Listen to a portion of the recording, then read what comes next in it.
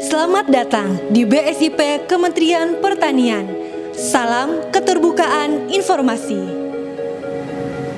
Undang-undang mewajibkan badan publik untuk menyediakan dan menyampaikan informasi.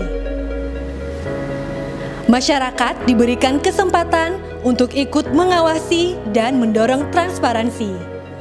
Dengan komitmen penuh dari institusi, kami siap melayani. BSIP menyiapkan layanan informasi bagi masyarakat melalui portal PPID. Masyarakat dapat mengakses atau mengajukan permohonan informasi melalui mekanisme yang telah diatur melalui undang-undang.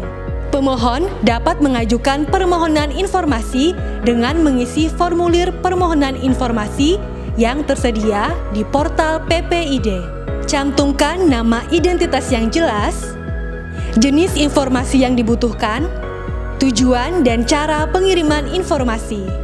Petugas kami akan memproses permohonan dalam waktu 10 hari kerja atau maksimal 17 hari kerja.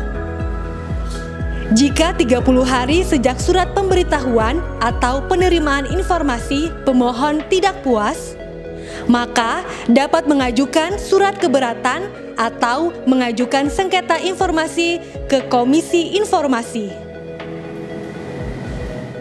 Dengan tata kelola informasi yang baik, kita wujudkan badan publik BSIP yang informatif.